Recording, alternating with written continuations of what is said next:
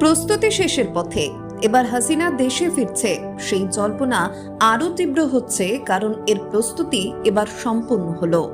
জানা গিয়েছে ঢাকায় অবস্থিত শাহজালাল বিমানবন্দরে না নেমে তেজগাঁও বিমানবন্দরে নামতে চলেছেন শেখ হাসিনা, আর তারই প্রস্তুতি নিয়ে নিয়েছেন বাংলাদেশের সেনাবাহিনীর প্রধান জেনারেল ওয়াকারুজ্জামান। বাংলাদেশে এই মুহূর্তে যিনি সবথেকে কঠোর একজন ব্যক্তিত্ব। ঢাকায় অবস্থিত শাহজালাল বিমানবন্দরটি বাংলাদেশের আন্তর্জাতিক বিমানবন্দর, আর এই বিমানবন্দরে যদি অবতীর্ণ হন শেখ হাসিনা তাতে সুবিধা হবে জামাতের মতো বিরোধী গোষ্ঠীগুলির।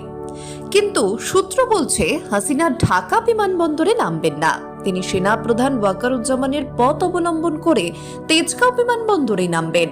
আর সেই পরিকল্পনার প্রস্তুতি শুরু হয়ে গিয়েছে।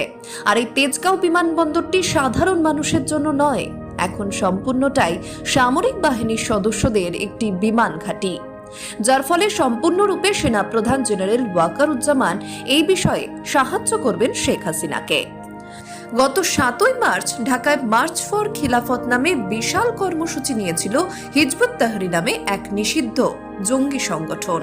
কিন্তু সেনা প্রধান জেনারেল ওয়াকারুজ্জামান সেই ষড়যন্ত্রের খবর পেয়ে যান বিদেশের মাটিতে বসেই। তাই তিনি সফরসূচি কাটছাট করে অনেকটা ঘুরপথে বাংলাদেশে ফেরেন নির্ধারিত সময়ের বেশ কয়েক ঘন্টা আগেই। আসন্ন বিপদ থেকে বাঁচতে সেনাপ্রধানের বিমান অবতরণ করে বিমান বাহিনীর তেজগাঁও বিমানবন্দরে, ফলে সব ষড়যন্ত্র ব্যর্থ হয় এবং ওয়াকারুজ্জামান নিরাপদে সেনা সদর দফতরে ঢুকে যান। এই পর্যন্ত ঘটনা আমরা সবাই জানি, কিন্তু তার পরের ঘটনা আরো রোমাঞ্চকর। সূত্রের খবর, জামাত শিবির সহ বিভিন্ন ইসলামী কট্টরপন্থী সংগঠনগুলি এই ষড়যন্ত্রের পরিকল্পনা করেছিল। বিদেশে থাকা কয়েকজন বাংলাদেশি অ্যাক্টিভিস্টের এতে মদতও ছিল। তাদের পরিকল্পনা ছিল বাংলাদেশের সেনাবাহিনীর অন্দরে একটা অভ্যুত্থান ঘটানো, আর তাতে নেতৃত্ব দেবেন লেফটেন্যান্ট জেনারেল ফয়জুর রহমান, যিনি সাম্প্রতিক পাকিস্তানি সেনা কর্তাদের সঙ্গে ঘনিষ্ঠতা বাড়িয়েছিলেন।